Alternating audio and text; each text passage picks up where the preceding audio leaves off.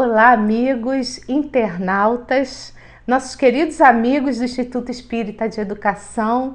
É com muita alegria que estamos aqui nesta manhã de sábado para mais um estudo das reuniões públicas da nossa instituição. E para a manhã de hoje, o tema que me foi destinado é o legado de Chico Xavier. Nada mais, nada menos do que o apóstolo da mediunidade. Então é um tema fascinante e que nós vamos por meia hora trabalharmos todas as questões desse legado. Mas para darmos o nosso embasamento para o melhor entendimento de quem foi esse apóstolo dos Cristo, o apóstolo da mediunidade, nós resolvemos trazer para vocês o estudo da parábola da figueira que secou. Esse estudo vocês vão poder encontrar no Evangelho segundo o Espiritismo, mas nós também vamos encontrar essa passagem em Marcos, capítulo 11, versículos 12 a 14. E a parábola ela começa assim: quando saíam de Betânia, ele teve fome. E vendo ao longe uma figueira, para ela encaminhou-se a ver se acharia alguma coisa. Tendo-se, porém, aproximado, só achou folhas, visto não ser tempo de figos. Então disse Jesus à figueira: que ninguém coma de ti fruto algum. O que seus discípulos ouviram. No dia seguinte, ao passarem pela figueira, viram que secara até a raiz. Pedro, lembrando-se do que dissera Jesus, disse: Mestre, olha como secou a figueira que tu amaldiçoaste. Jesus, tomando a palavra, lhes disse: Tende fé em Deus.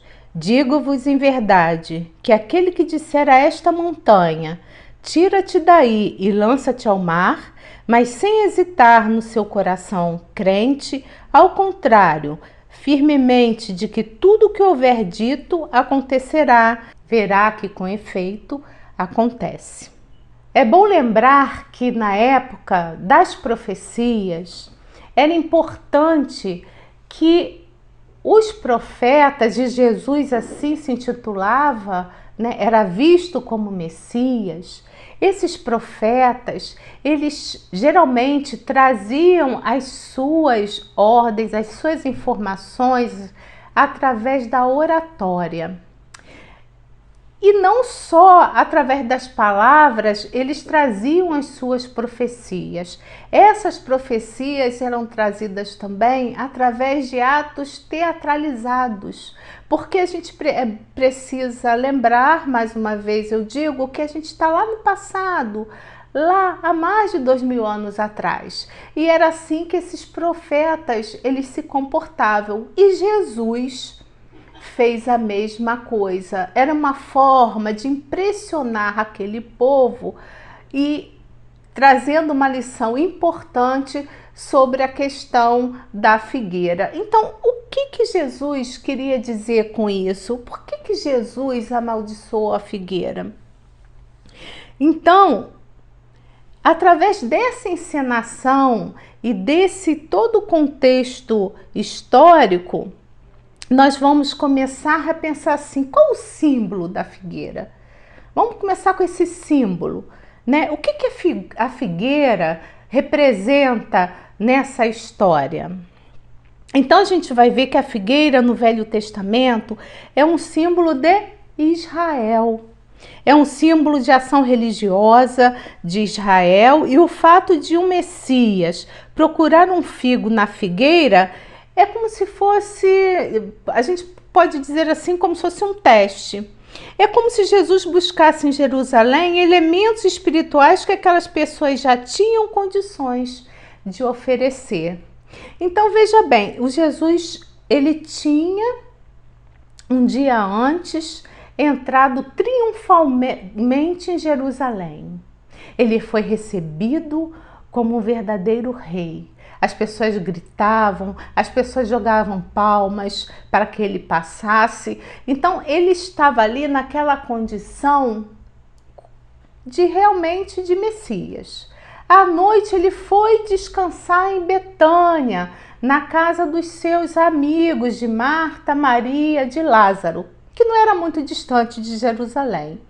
E nesse retorno de volta para Jerusalém, onde posteriormente a essa passagem da figueira, ele vai purificar o templo, ele vai expulsar os comerciantes, os vendedores, toda a parte comercial que estava ali no templo de Jerusalém, cidade considerada santa, cidade onde foi feita a profecia da terra prometida. Então essa cidade, esse povo que foi escolhido, segundo o entendimento deles, escolhido por Deus, como se fosse o irmão mais velho, para trazer o ensinamento para nós, irmãos mais novos, o ensinamento da humanidade de um Deus único, da devoção por Deus, pelas coisas que devemos fazer em relação ao a nossa própria evolução. Uma outra coisa importante para a gente analisar é que nessa parábola, nessa passagem, Jesus sentiu fome. Ora, se Betânia não era tão distante de Jerusalém, por que ele sentiu fome? Será que essa fome é fome de alimento do corpo? O que vocês acham? E aí nós trouxemos para vocês uma outra passagem anterior, né, onde os discípulos perguntam para Jesus, no meio das atribulações da vida dele, ali no meio do povo, se ele tinha fome. E aí Jesus lhes responde assim: tem um alimento para comer que vós não conheceis. Então os discípulos disseram uns aos outros: será que alguém lhe teria trazido algo para comer? E Jesus vai explicar: a minha comida consiste em fazer a vontade daquele que me enviou e consumar toda a sua obra. Então, essa fome é a fome da vontade de acertar, de conduzir a humanidade para uma vida melhor, uma vida mais moralizada, de acordo com os seus próprios ensinamentos, de acordo com a vontade de Deus. Essa era a fome de Jesus, que a gente pode interpretar assim. Mas talvez vocês possam estar pensando, mas o que isso tem a ver com Chico Xavier? Vamos chegar lá, com o legado de Chico Xavier. Vamos chegar lá. Uma outra passagem, na passagem da figueira que secou, nós vamos ver que se fala em folhas. E vindo ao longe uma figueira, para ela encaminhou-se. Ao ver se acharia alguma coisa, tendo-se, porém, aproximado, só achou folhas. Pois bem, as folhas a gente pode entender como as aparências. O povo hebreu já tinha informação do Deus único. Tinha base espiritual mais desenvolvida do que os outros povos. Mas, naquele momento, naquela época, eles estavam se comportando como hipócritas. O templo sagrado, onde Jesus vai expulsar depois os comerciantes, se transformou não num local de profunda oração, num local de entendimento do eu com Deus, com esse Deus único. Ali virou um local de poder e de comércio. E é muito interessante que a gente, estudando sobre a figueira, a gente vai ver que para a figueira ela dá o fruto. Primeiro, olha que interessante, primeiro existe uma inflorescência, porque a figueira é assim, ou seja, a flor ela é interna, envolvida num cicônio. São várias flores que se fecham. Na verdade, é um fruto que não é bem um fruto, o figo, né? É um falso fruto.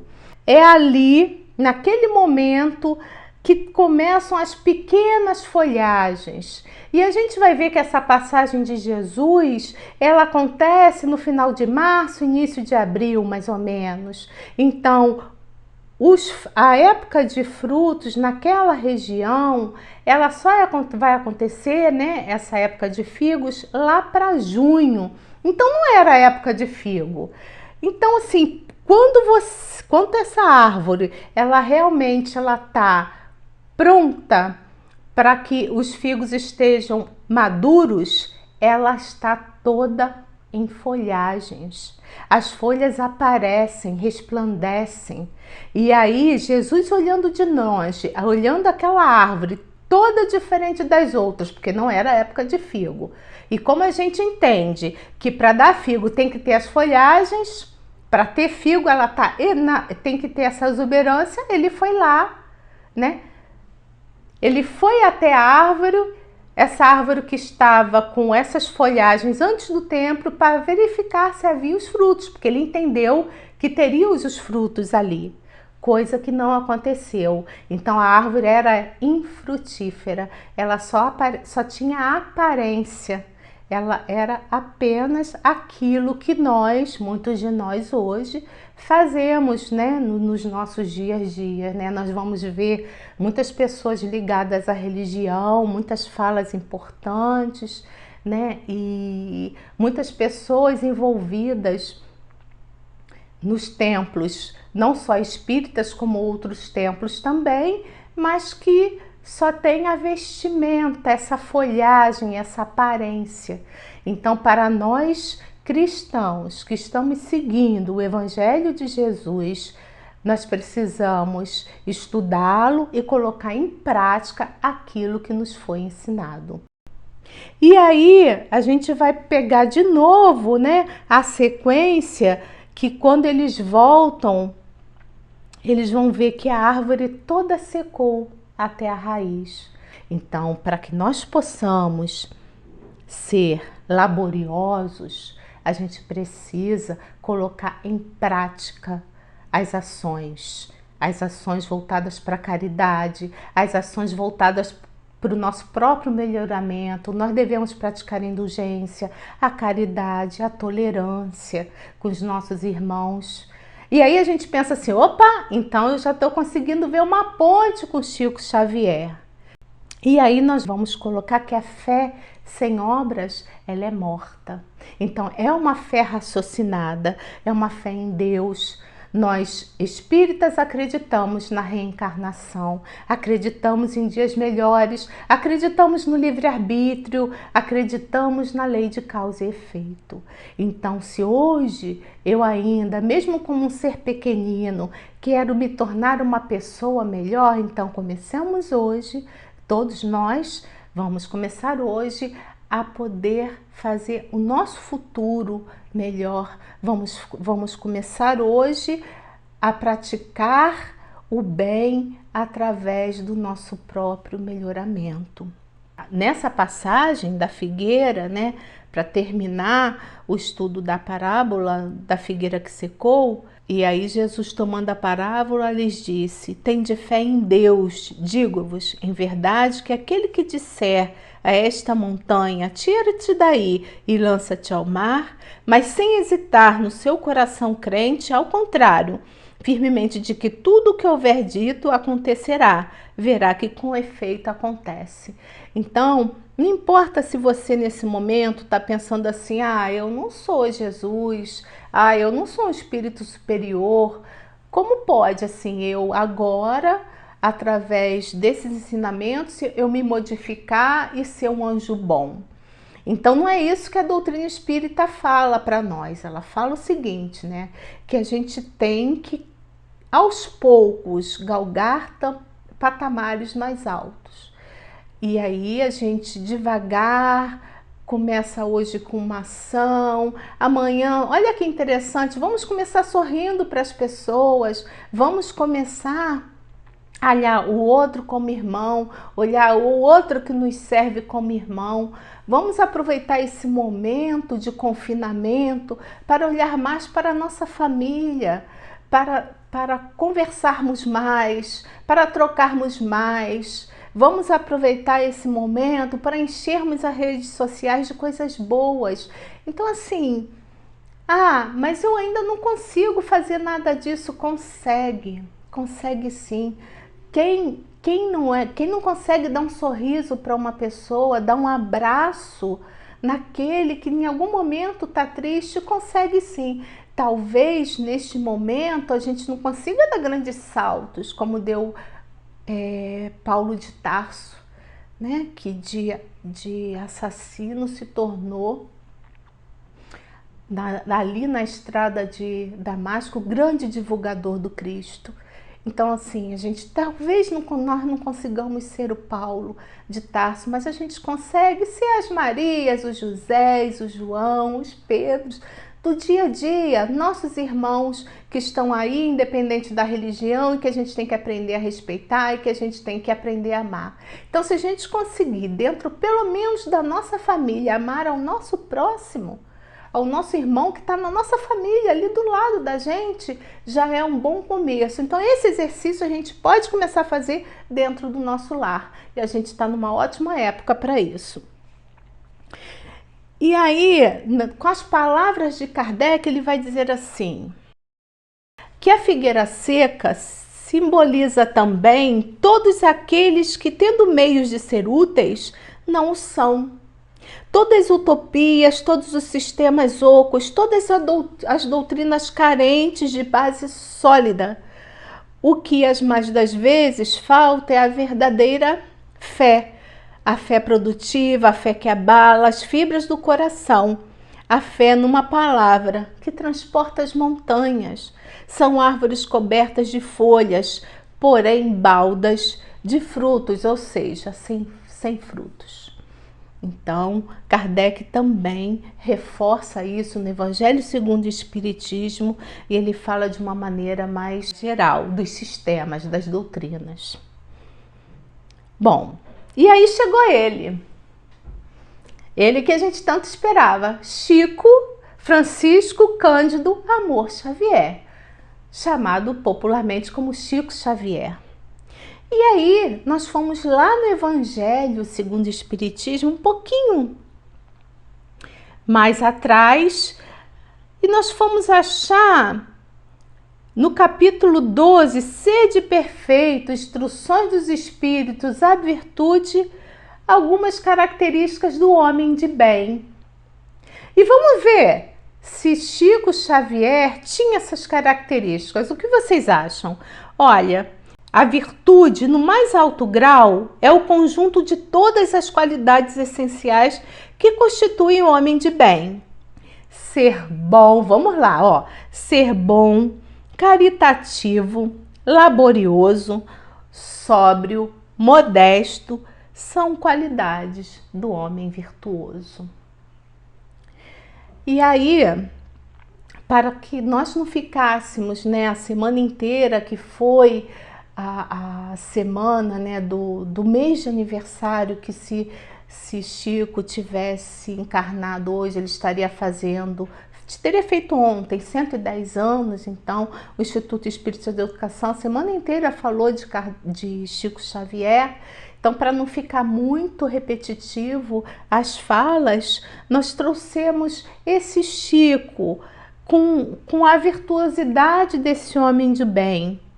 Esse Chico Xavier que foi todo amor, que dedicou toda a sua vida em prol do próximo, e que dos mais 400 livros publicados através dos espíritos do além, dos espíritos nobres, dos mais dos 400 livros, ele não ficou com um tostão. Tudo que ele fazia era em nome de Deus. Tinha um amor profundo por Jesus, tinha um amor profundo por Maria de Nazaré. Espírito incansável, incansável batalhador, divulgador da doutrina espírita, mas principalmente divulgador do amor entre as criaturas. Porque esse homem, ele amava a todos incondicionalmente. Nasce em 1910, 2 de abril de 1910. Teve uma infância, na primeira parte da infância, uma infância difícil. Quando a sua mãe desencarna aos 5 anos, ele vai viver um tempo com a sua madrasta, onde ele passou por muitas privações. Depois ele retorna já com uma madrasta, com uma segunda mãe ali, já generosa, e ele vai ajudá-la a fazer horta para que ele e seus irmãos pudessem, através do ganho daquelas verduras, e a gente vai ver isso em lindos casos de Chico Xavier, através de Ramiro Gama, que ele conta esses casos, para que ele pudesse estudar. Esse espírito nobre, culto, mas que só nessa encarnação estudou até a 4ª série primária. Então, assim, que homem era esse que aos 17 anos começa o seu labor no meio espírita e que tempos depois, através da FEB, é lançado o primeiro livro desses escritores do além, chamado Parnaso de Além Túmulo, onde tantos poemas, tantas poesias, sonetos eram ali trazidos por ele, por intermédio dele. Como esse homem, até a 4ª série primária, que só tinha esse estudo, como ele conseguia fazer aquilo? Mas será que é isso que fica para nós, essa mediunidade exuberante, magnífica? Não. Acima de tudo, a gente lembra que esse homem, ele era amante de Deus e devotado. Tinha essa missão de transformar a si mesmo, primeiramente, e a humanidade. Teve essa missão de trazer para o Brasil, e por que não dizer do mundo, fazer com que a doutrina espírita se espalhasse em todas as partes do nosso país.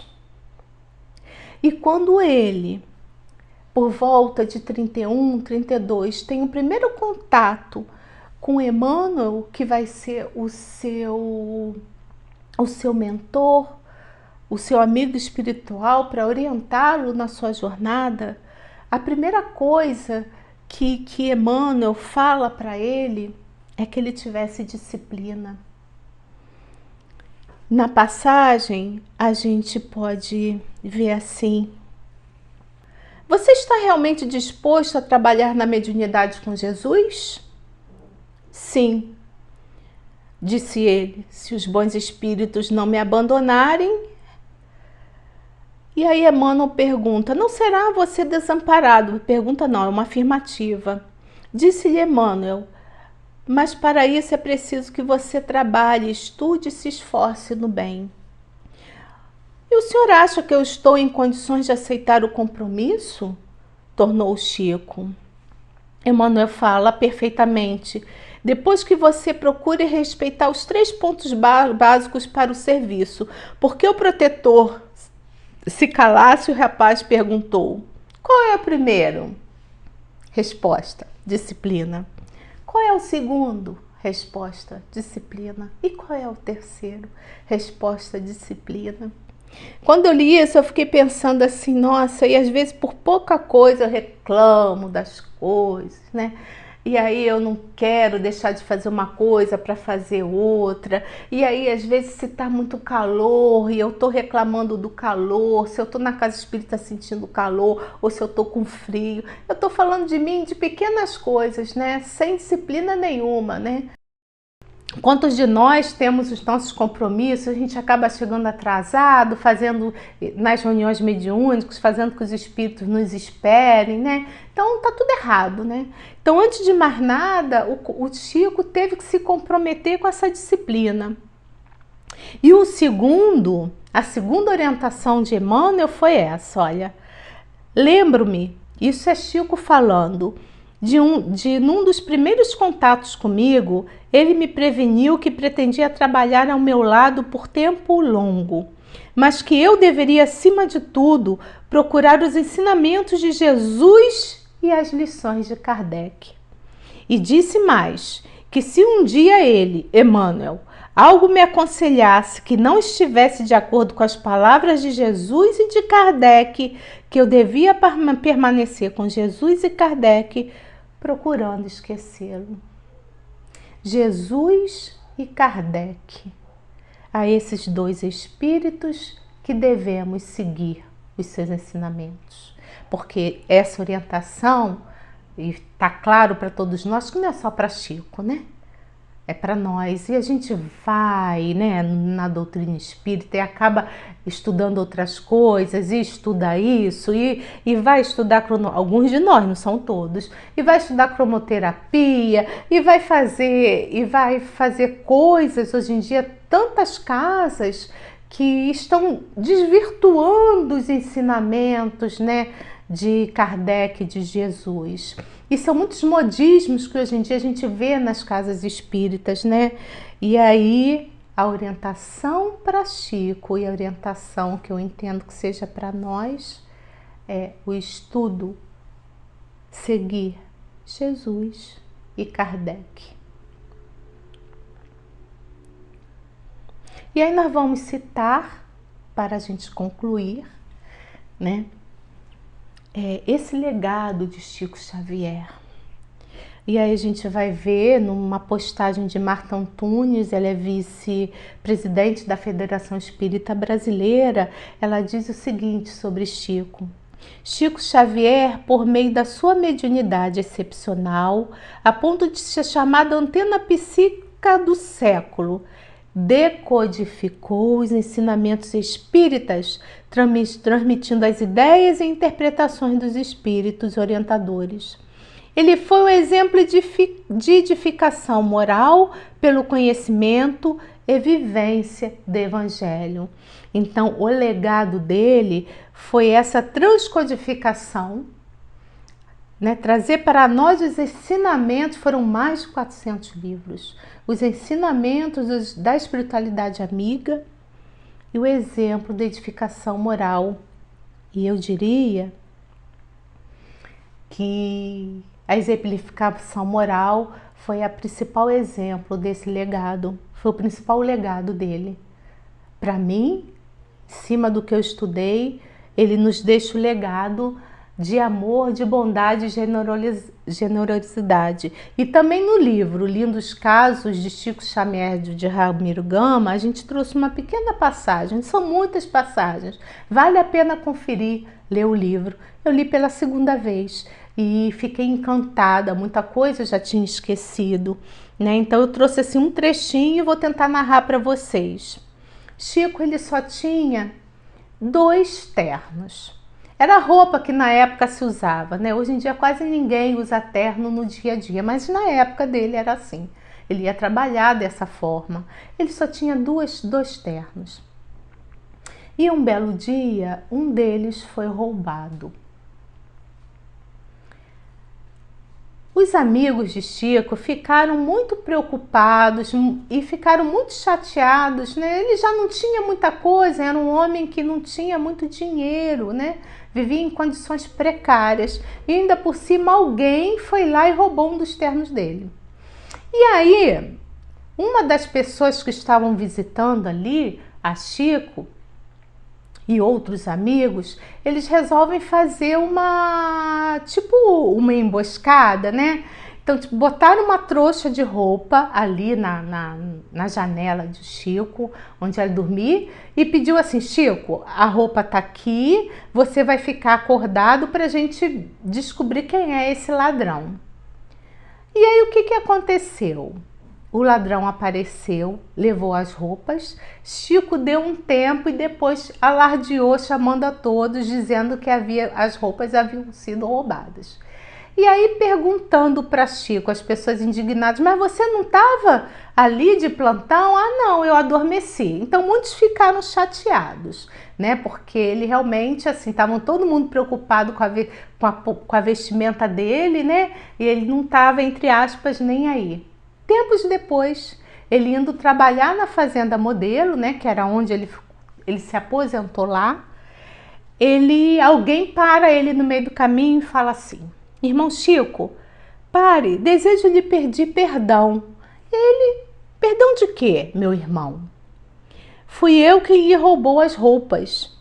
E quando fui verificá-las, encontrei o seu bilhete, que me tocou o coração, pois que me dizia: vá com Deus. E até hoje sinto que estou com Deus, e Deus está comigo, e não posso roubar mais. O Chico abraçou-o comovido, perdoou-lhe a falta e, satisfeito por vê-lo reformado, tornou a dizer-lhe: vá com Deus, meu irmão. Então, lembrando, voltando aqui, depois dessa história do roubo e dessa transformação desse pequeno ladrão, digamos assim, a gente lembra que Chico, ele é o fruto da figueira que não é essa que secou, que não dava frutos, mas aquelas que dão o fruto, dessas figueiras que estão todas por aí e que ele frutificou de forma exuberante. E para nós, e para vocês, nessa manhã de sábado, o recadinho dele para todos nós, onde nós estivermos, é que possamos estar com Deus. Então, um ótimo dia para vocês, estejam todos com Deus. Muito obrigada pela paciência e obrigada aos diretores da casa pela oportunidade. Vá com Deus para todos nós. Até breve.